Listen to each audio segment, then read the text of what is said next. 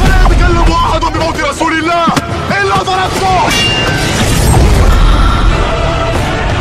جئتك أؤمن بالله وبرسوله وبما شئت به. فقد أعذرت إليكم وأعذرتموني.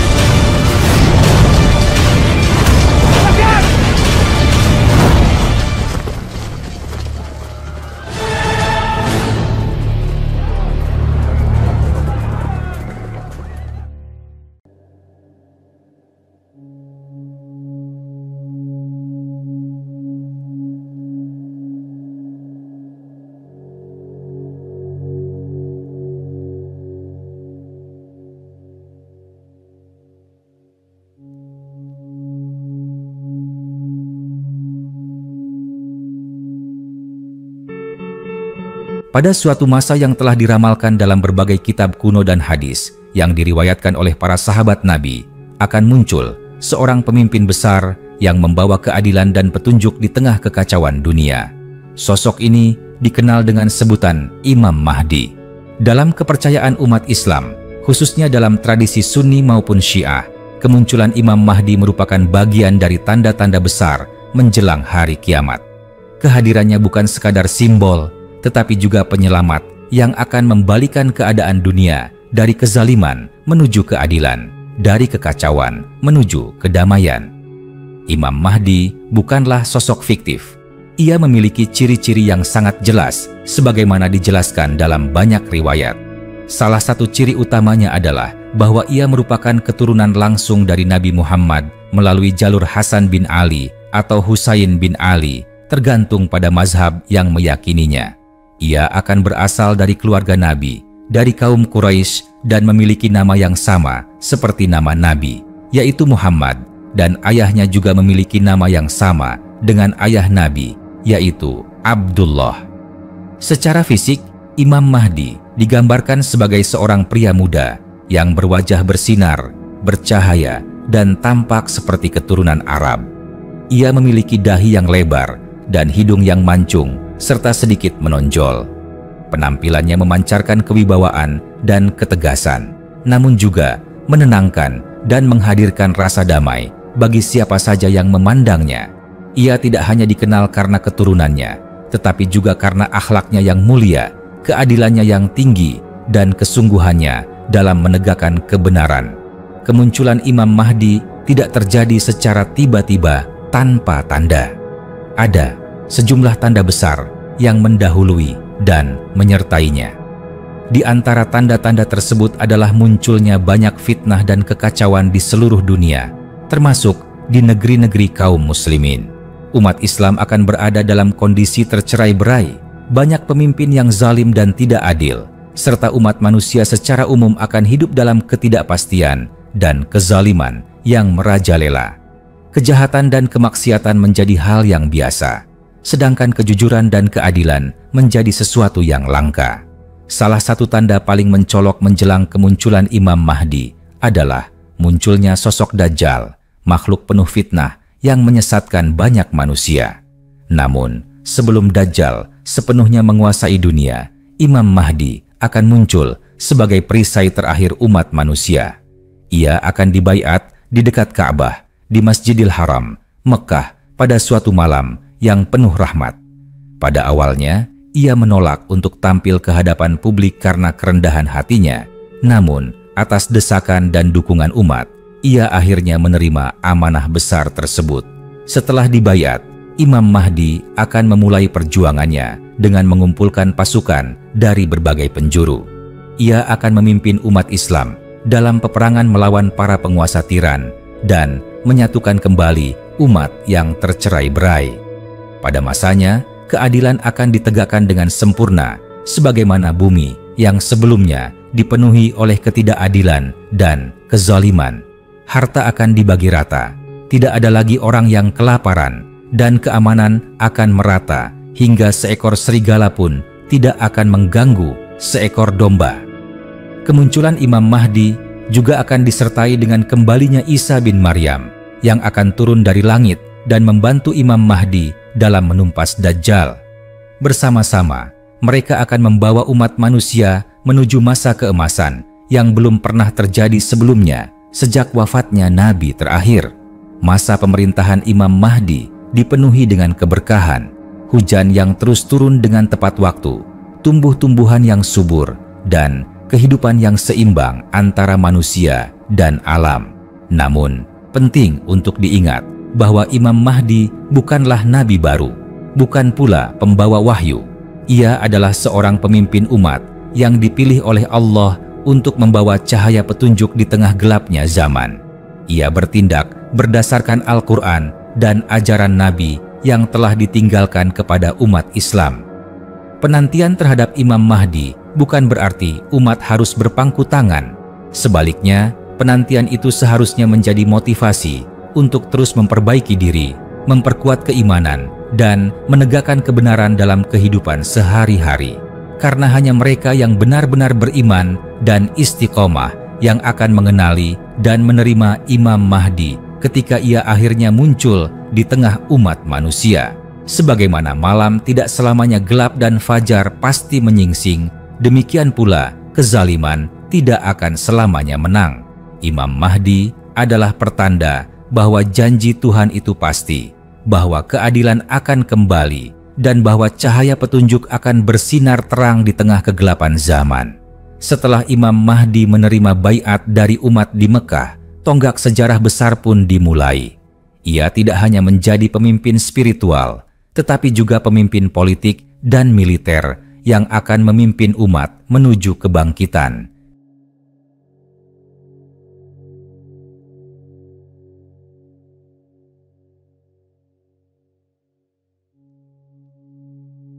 Dalam waktu yang relatif singkat, berita tentang kebangkitannya menyebar ke berbagai penjuru dunia Islam. Umat yang selama ini terpecah belah karena perbedaan mazhab, golongan, bahkan kepentingan politik mulai bersatu di bawah kepemimpinannya. Persatuan ini bukan karena kekuatan militer semata, melainkan karena pengaruh kepribadiannya yang luhur, ketulusan perjuangannya, dan tanda-tanda kenabian yang dikenali oleh para ulama dan orang-orang beriman. Salah satu peristiwa besar yang akan menandai awal perjuangan Imam Mahdi adalah peperangan yang dikenal sebagai Perang Besar atau Malhamah Kubra. Dalam perang ini, Imam Mahdi akan menghadapi pasukan-pasukan besar dari bangsa-bangsa yang selama ini menindas dan memusuhi kaum muslimin. Mereka datang dengan teknologi canggih dan kekuatan luar biasa. Tetapi Imam Mahdi tidak gentar. Ia memimpin umat dengan strategi yang bijaksana dan kekuatan ilahi yang menyertainya. Kemenangan demi kemenangan diperolehnya bukan karena jumlah pasukan yang besar, tetapi karena keberkahan dan ridha Tuhan yang menyertainya. Dalam setiap pertempuran, kebenaran semakin tampak dan musuh-musuh kebenaran pun mulai kehilangan kekuatan. Bahkan beberapa pemimpin dari bangsa-bangsa non-muslim mulai melihat keadilan yang ditegakkan Imam Mahdi, dan sebagian dari mereka akhirnya masuk Islam serta bersekutu dengannya. Setelah stabilitas tercapai di banyak wilayah, Imam Mahdi mulai melakukan reformasi besar-besaran. Ia membersihkan sistem pemerintahan dari korupsi, memperbaiki sistem ekonomi yang timpang, dan menegakkan hukum Islam secara adil tanpa diskriminasi. Tidak ada lagi penguasa yang menindas rakyatnya. Tidak ada lagi orang miskin yang terlantar, dan tidak ada lagi kekayaan yang hanya berputar di kalangan orang-orang kaya. Kekayaan disebar merata, dan zakat serta sedekah digunakan sebagaimana mestinya. Salah satu hal yang sangat mencolok dalam masa pemerintahan Imam Mahdi adalah keberkahan alam. Hujan turun dengan teratur, bumi mengeluarkan hasil-hasilnya dengan melimpah, dan hewan-hewan ternak berkembang biak tanpa gangguan. Alam seakan merespons keadilan yang ditegakkan manusia dengan memberi keberkahan yang tiada henti. Para petani, pedagang, pengrajin, dan semua lapisan masyarakat hidup dalam kesejahteraan dan keamanan yang belum pernah mereka rasakan sebelumnya. Kemunculan Imam Mahdi juga akan membuka jalan bagi turunnya Nabi Isa bin Maryam. Dalam suatu peristiwa besar, Nabi Isa akan turun dari langit di dekat Menara Putih di Damaskus, Syria. Ia akan disambut oleh Imam Mahdi dan umat Islam dengan penuh haru.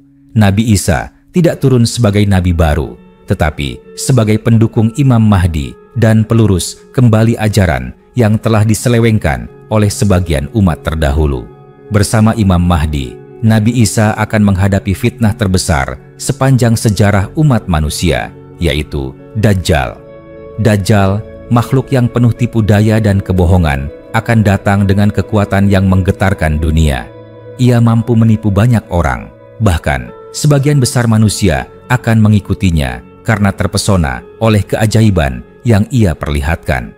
Namun, para pengikut Imam Mahdi yang telah ditempa dengan iman dan ilmu tidak akan terpedaya. Puncaknya, Nabi Isa akan membunuh Dajjal di gerbang kota Lod, Palestina, dan dengan demikian fitnah terbesar itu akan berakhir. Setelah Dajjal dikalahkan, dunia akan memasuki masa keemasan di bawah kepemimpinan Imam Mahdi dan Nabi Isa. Agama Islam akan tersebar ke seluruh pelosok bumi dan tidak ada lagi agama selain Islam yang dianut manusia. Namun, semuanya terjadi bukan dengan paksaan, melainkan dengan cahaya petunjuk dan kekuatan keadilan yang menyentuh hati manusia. Masjid-masjid akan dipenuhi oleh orang-orang yang beribadah, ilmu pengetahuan berkembang pesat, dan umat manusia hidup dalam kedamaian sejati. Setelah masa kepemimpinan Imam Mahdi berakhir, ia akan wafat seperti manusia pada umumnya. Kematian Imam Mahdi akan menjadi peristiwa besar yang mengguncang umat, tetapi warisan yang ia tinggalkan berupa keadilan, persatuan, dan petunjuk akan terus dikenang dan dijaga oleh umat yang telah ia bangkitkan. Ia bukan hanya pemimpin di masanya, tetapi simbol kebenaran abadi yang akan terus hidup dalam hati orang-orang beriman. Demikianlah gambaran tentang Imam Mahdi dan tanda-tanda kemunculannya yang penuh hikmah. Ia adalah cahaya yang dinanti, harapan di tengah kegelapan, dan pemimpin yang akan membawa dunia menuju kebenaran sejati. Umat Islam diharapkan untuk senantiasa bersiap, bukan hanya secara lahir, tetapi juga secara batin, agar tidak termasuk golongan yang menolak atau bahkan memusuhi Imam Mahdi ketika ia datang. Setelah wafatnya Imam Mahdi, dunia tidak serta-merta kembali ke dalam kegelapan. Warisan yang ditinggalkannya masih hidup di tengah masyarakat. Umat yang telah menyaksikan sendiri keagungan perjuangannya tetap menjaga nilai-nilai yang ia tegakkan. Masa pasca kepemimpinan Imam Mahdi menjadi masa yang penuh berkah karena Nabi Isa bin Maryam masih berada di tengah-tengah umat.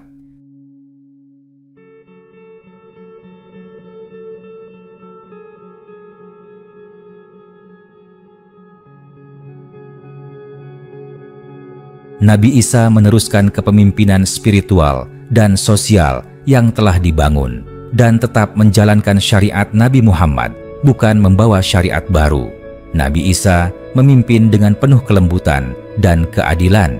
Ia menghancurkan salib-salib, membatalkan sistem bunga atau riba, dan mengoreksi penyimpangan yang terjadi dalam ajaran agama sebelumnya. Dalam masa ini, agama Islam mencapai kejayaannya secara global. Hampir seluruh umat manusia menerima Islam, bukan karena kekuatan pedang, tetapi karena pancaran kebenaran yang begitu terang dan tidak terbantahkan. Perbedaan agama dan mazhab semakin luntur, dan umat manusia hidup dalam harmoni dan ketenangan. Dalam kepemimpinan Nabi Isa, dunia mengalami zaman keemasan yang belum pernah terjadi sebelumnya. Tidak ada lagi peperangan antar bangsa, tidak ada lagi penindasan terhadap kaum lemah. Bahkan, hewan-hewan buas hidup berdampingan dengan manusia dan makhluk lainnya. Seekor anak kecil bisa bermain dengan ular berbisa tanpa rasa takut. Serigala dan domba makan bersama tanpa saling menerkam. Semua ini terjadi karena berkah dari keadilan yang telah ditegakkan dan dilestarikan oleh Imam Mahdi dan diteruskan oleh Nabi Isa. Namun, meskipun zaman keemasan ini terasa sempurna, waktu tetap berjalan dan kehendak Tuhan tetap berlaku. Nabi Isa pun suatu saat akan meninggal dunia dan manusia kembali menjalani ujian demi ujian. Setelah wafatnya Nabi Isa, pelan-pelan umat mulai lalai. Satu demi satu tanda-tanda akhir zaman kembali bermunculan. Ketika generasi yang hidup di masa Imam Mahdi dan Nabi Isa telah tiada, kekacauan mulai merangkak kembali ke muka bumi. Manusia kembali diliputi keserakahan, perpecahan, dan kesombongan. Pada saat inilah tanda-tanda besar lainnya menjelang kiamat mulai tampak dengan jelas. Di antara tanda-tanda tersebut adalah munculnya Ya'juj dan Ma'juj, dua kelompok manusia atau makhluk yang sangat ganas dan sulit dikalahkan. Mereka merusak bumi, menghancurkan tanaman, membunuh siapa saja yang menghadang jalan mereka, dan menyebabkan kerusakan hebat di mana-mana. Umat manusia akan berada dalam ketakutan besar dan tidak ada satupun kekuatan di bumi yang sanggup mengalahkan mereka. Hanya doa dan pertolongan dari Tuhanlah yang akan menghancurkan mereka, bukan dengan kekuatan senjata atau pasukan. Setelah itu, peristiwa demi peristiwa besar terus bergulir. Di antaranya adalah terbitnya matahari dari arah barat sebagai pertanda tertutupnya pintu tobat. Pada saat itu, tidak ada lagi gunanya seseorang beriman atau bertaubat karena masa ujian telah selesai. Gunung-gunung beterbangan seperti kapas, lautan meluap, dan bintang-bintang jatuh. Semua sistem alam semesta seakan runtuh dan kembali kepada kehendak Sang Pencipta. Hari itu disebut sebagai hari kiamat, hari yang dijanjikan oleh semua kitab suci, hari di mana seluruh amal manusia akan diperhitungkan. Dalam rangkaian panjang tanda-tanda menjelang kiamat tersebut, sosok Imam Mahdi memiliki tempat yang sangat sentral. Ia bukan hanya sebagai pelopor perubahan, tetapi juga sebagai pengingat akan janji Tuhan yang nyata, bahwa meskipun kegelapan menyelimuti dunia, akan selalu ada cahaya petunjuk bagi mereka yang tetap beriman dan berharap kepada Tuhan. Imam Mahdi mengajarkan bahwa keadilan bukan hanya cita-cita, tetapi sesuatu yang harus diperjuangkan dengan kesabaran, pengorbanan, dan keberanian. Penting bagi umat Islam untuk tidak sekadar menunggu kemunculan Imam Mahdi dengan pasif. Penantian sejati adalah dengan memperkuat iman, menegakkan keadilan dimanapun berada, memperbaiki diri, menjaga lisan dan perbuatan, serta terus mempelajari tanda-tanda zaman agar tidak terpedaya oleh fitnah. Karena fitnah akhir zaman begitu kuat hingga bisa membolak-balikan hati manusia hanya dalam hitungan saat. Hanya mereka yang benar-benar jujur, sabar, dan tawakal yang akan mampu bertahan dan mengenali kebenaran saat ia datang. Imam Mahdi bukanlah mitos atau dongeng penghibur. Ia adalah kenyataan yang akan terjadi, dan semua tanda yang disebutkan dalam kitab-kitab suci perlahan mulai kita saksikan hari ini. Maka, persiapan terbaik bukanlah sekadar menunggu peristiwa besar itu, tetapi menyiapkan diri agar layak menjadi bagian dari barisan orang-orang yang berada di sisi Imam Mahdi, memperjuangkan kebenaran hingga nafas terakhir. Maka dari itu, di tengah zaman yang kian penuh dengan fitnah, kebohongan, dan perpecahan, penting bagi setiap insan beriman untuk memahami bahwa kehadiran Imam Mahdi bukan semata-mata menjadi harapan pelipur lara, melainkan panggilan untuk membangkitkan kembali kesadaran spiritual, sosial, dan moral umat. Imam Mahdi adalah simbol kebangkitan hakiki, di mana kekuatan bukan terletak pada jumlah atau kekuasaan duniawi, tetapi pada keimanan yang kokoh, ketakwaan yang murni, dan keberpihakan kepada kebenaran tanpa kompromi. Sebagaimana dijelaskan dalam berbagai riwayat, zaman sebelum kemunculan Imam Mahdi akan dipenuhi dengan kesemrawutan yang luar biasa.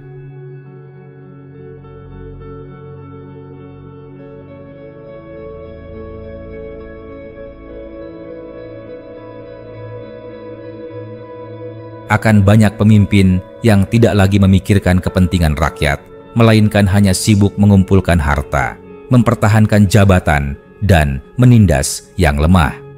Orang-orang saleh akan menjadi minoritas, bahkan dianggap aneh dan tertindas. Ilmu agama yang murni mulai pudar tergantikan oleh fatwa-fatwa pesanan, dan keadilan semakin sulit ditemukan. Namun, dalam kelamnya keadaan itu, muncullah sosok Imam Mahdi membawa cahaya yang membelah kegelapan. Ketika manusia mulai kehilangan arah dan hampir putus asa, Imam Mahdi tampil bukan sebagai penyelamat dalam pengertian duniawi, tetapi sebagai penunjuk jalan, pemimpin yang mengembalikan manusia kepada nilai-nilai ilahiyah. Ia tidak memperkenalkan sistem baru yang asing, tetapi menghidupkan kembali ajaran Rasulullah yang selama ini terkubur oleh ego dan kepentingan duniawi. Imam Mahdi akan menyatukan umat Islam yang selama berabad-abad terpecah karena perbedaan pendapat, mazhab, dan kepentingan politik. Ia tidak menghapus perbedaan itu, tetapi mempersatukannya dalam semangat ukhuwah Islamiyah. Di bawah kepemimpinannya, umat tidak lagi sibuk memperdebatkan hal-hal kecil, melainkan bersama-sama menegakkan keadilan, menolong yang tertindas, dan menyebarkan rahmat ke seluruh penjuru bumi. Salah satu momen penting dalam misi Imam Mahdi adalah saat ia berhasil membebaskan Baitul Maqdis dari cengkraman kekuatan zalim. Peristiwa ini menjadi simbol bahwa tidak ada kekuatan yang kekal selain kekuasaan Tuhan. Baitul Maqdis yang sejak dahulu menjadi titik konflik dan pertumpahan darah, kembali menjadi pusat spiritual umat manusia di bawah kepemimpinan Imam Mahdi dan Nabi Isa. Pada masa ini, orang-orang yang selama ini memusuhi Islam dengan hati yang tertutup pun mulai membuka mata. Mereka menyaksikan bagaimana Islam yang sebenarnya adalah agama rahmat, bukan kekerasan. Mereka melihat dengan mata kepala sendiri bahwa umat Islam bukanlah ancaman, tetapi penjaga perdamaian sejati. Inilah masa di mana Islam tidak lagi hanya tersebar melalui dakwah lisan, tetapi melalui teladan nyata dari para pemimpinnya. Meski masa keemasan ini berlangsung selama beberapa tahun saja, namun dampaknya sangat besar bagi peradaban manusia. Dunia yang sebelumnya berada di ambang kehancuran moral dan spiritual berhasil ditarik kembali menuju nilai-nilai luhur. Imam Mahdi pun dikenal bukan hanya oleh umat Islam, tetapi oleh seluruh manusia sebagai tokoh besar yang mengubah arah sejarah umat manusia. Namun, seperti setiap kehidupan, perjalanan Imam Mahdi juga memiliki akhir. Ia wafat setelah menjalankan tugasnya dengan sempurna. Kabar wafatnya mengguncang dunia karena sosok yang selama ini menjadi harapan dan penuntun umat telah tiada. Tapi, meskipun tubuhnya kembali ke bumi, jejak perjuangannya tetap hidup dalam jiwa umat yang telah ia bangkitkan. Kematian Imam Mahdi menandai transisi ke fase berikutnya dari akhir zaman. Setelah itu, zaman akan kembali bergeser menuju kehancuran perlahan. Manusia kembali diuji, dan satu persatu tanda-tanda besar kiamat lainnya mulai menampakkan diri, seakan mengingatkan bahwa dunia ini fana dan yang abadi hanyalah kehidupan akhirat. Bagi generasi yang hidup di zaman ini, tugas mereka bukanlah sekadar menanti, tetapi mempersiapkan diri untuk menjadi bagian dari barisan kebenaran. Barisan yang siap menyambut Imam Mahdi, bukan dengan kata-kata, tetapi dengan amal saleh, ilmu yang bermanfaat, dan keteguhan hati dalam menghadapi segala ujian. Karena pada akhirnya, kemenangan sejati bukan milik mereka yang sekadar berharap, tetapi bagi mereka yang mempersiapkan diri dengan iman dan amal. Imam Mahdi bukan hanya kisah masa depan yang dinantikan, tetapi juga cermin bagi kita saat ini. Apakah kita telah siap menyambutnya jika ia datang besok?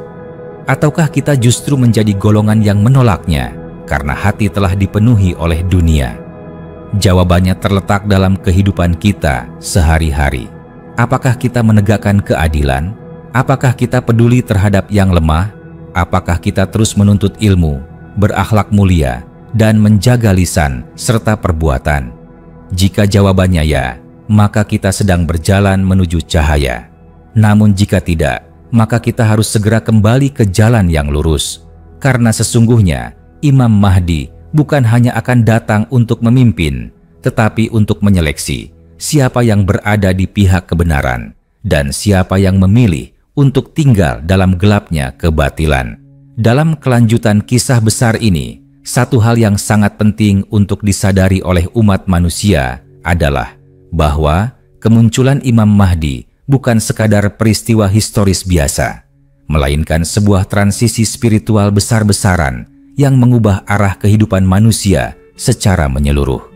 Ia bukan hanya hadir sebagai pemimpin yang menata tatanan dunia, tetapi sebagai pemantik kebangkitan ruhani yang menghidupkan kembali hati-hati yang telah lama mati karena cinta dunia dan kelalaian terhadap akhirat.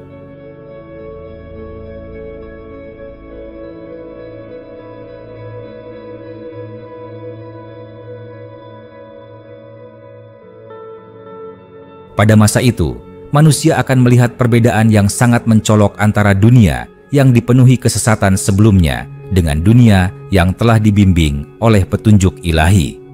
Ketika Imam Mahdi menegakkan keadilan, bukan hanya manusia yang merasakan damainya kehidupan, tetapi juga makhluk lain seperti binatang, tumbuhan, dan alam semesta secara keseluruhan. Semua elemen ciptaan seolah merespons dan tunduk terhadap keadilan yang diciptakan oleh tangan-tangan yang bersih dari kepentingan pribadi. Salah satu ciri yang paling menonjol dari masa pemerintahan Imam Mahdi adalah bersatunya kembali umat Islam yang telah lama terpecah belah. Seluruh mazhab yang sebelumnya saling menyalahkan akan bersatu dalam satu barisan, bukan karena mereka dipaksa, tetapi karena mereka menyadari bahwa hakikat dari agama adalah kebenaran yang tunggal. Imam Mahdi akan menghentikan pertikaian yang berasal dari kesalahpahaman dan nafsu sektarian, lalu menggantinya dengan kasih sayang, pengertian, dan penghormatan satu sama lain. Ia akan menunjukkan bahwa perbedaan fik tidak seharusnya menjadi alat untuk memecah umat, tetapi menjadi warna keberagaman yang memperkaya pemahaman. Dalam banyak riwayat, diceritakan pula bahwa Imam Mahdi akan memerangi para penguasa yang zalim dan sistem yang korup. Ia tidak berkompromi dengan kezaliman. Ia akan menggulingkan sistem-sistem dunia yang menjadikan manusia sebagai budak kapitalisme yang menghamba pada kekuasaan dan materi. Di bawah kepemimpinannya, ekonomi berbasis keadilan akan ditegakkan. Tidak ada lagi orang kaya yang menimbun kekayaan di atas penderitaan orang miskin. Semua hak dikembalikan kepada pemiliknya. Tidak ada satupun manusia yang kelaparan atau hidup di bawah garis kemiskinan, karena Imam Mahdi tidak membiarkan satu orang pun dalam komunitasnya tertinggal. Di bidang ilmu pengetahuan dan pendidikan, Imam Mahdi juga membawa kebangkitan. Ilmu yang sebelumnya dikendalikan oleh kepentingan elit tertentu dibebaskan dan disebarluaskan untuk kepentingan umat. Setiap anak memiliki hak untuk mendapatkan pendidikan berkualitas. Para ulama dan ilmuwan kembali memegang posisi terhormat di tengah masyarakat, bukan karena status duniawi, tetapi karena kedalaman ilmu dan ketulusan mereka dalam membimbing manusia menuju cahaya kebenaran. Kehadiran Imam Mahdi juga akan mengembalikan peran perempuan ke tempat yang semestinya sebagai sosok yang mulia dan berperan dalam membangun peradaban. Perempuan tidak lagi dieksploitasi atau dipinggirkan, tetapi dihormati sebagai pilar utama dalam mendidik generasi dan menjaga moral masyarakat. Di masa itu, kehormatan perempuan dijaga, pendidikan perempuan diperjuangkan, dan kontribusinya dalam berbagai bidang diapresiasi tanpa melanggar fitrah dan nilai-nilai agama. Tidak kalah pentingnya, Imam Mahdi juga akan menghidupkan kembali semangat jihad yang benar, yaitu jihad yang bukan hanya berupa peperangan melawan musuh lahiriah, tetapi jihad melawan hawa nafsu, kesombongan, keserakahan, dan kemalasan yang telah membelenggu jiwa manusia selama berabad-abad. Ia akan memimpin umat dalam jihad intelektual, jihad spiritual, dan jihad sosial untuk membebaskan manusia dari penjajahan mental yang selama ini membuat mereka terbelenggu dalam kebodohan dan ketakutan. Ketika seluruh sistem kehidupan telah terbangun dengan adil, barulah kemunculan Dajjal terjadi. Ia adalah ujian besar bagi seluruh manusia, bahkan bagi mereka yang sebelumnya kuat dalam iman. Imam Mahdi dengan seluruh kekuatan yang ia bangun bersama umat akan menjadi benteng terakhir melawan fitnah Dajjal, sampai kemudian Allah mengutus Nabi Isa bin Maryam untuk mengakhiri fitnah tersebut. Di titik inilah perjuangan Imam Mahdi mencapai puncaknya dan dunia kembali dibersihkan dari kekuatan batil yang selama ini merusak segalanya. Setelah kemenangan besar itu, Imam Mahdi tidak mencari kemuliaan dunia. Ia kembali hidup sederhana dan mengabdikan sisa hidupnya untuk memimpin umat dalam kebaikan sebelum akhirnya ia wafat. Ia wafat seperti manusia biasa, tapi jejak langkahnya akan terus dikenang oleh generasi setelahnya. Ia tidak membangun monumen, tidak mengangkat dirinya menjadi dewa, tetapi membangun umat yang hidup dengan nilai-nilai tauhid yang murni. Wafatnya Imam Mahdi menjadi pengingat bahwa setiap hamba, sekuat apapun, tetaplah fana. Namun, nilai-nilai yang ia tinggalkan kekal. Dan bagi umat yang masih hidup setelahnya, mereka tidak hanya dituntut untuk mengenang, tetapi untuk melanjutkan perjuangan, menjaga keadilan, menegakkan tauhid, dan membela kebenaran hingga akhir hayat. Imam Mahdi adalah teladan abadi. Ia adalah cermin perjuangan, cahaya di ujung lorong gelap, dan bukti nyata bahwa kebenaran, betapapun lama tertunda, akan menang. Maka, siapapun yang berharap bertemu dengannya, hendaknya membersihkan hati, memperbaiki amal, dan bersiap menjadi bagian dari barisan cahaya yang tak pernah gentar menghadapi gelombang kegelapan.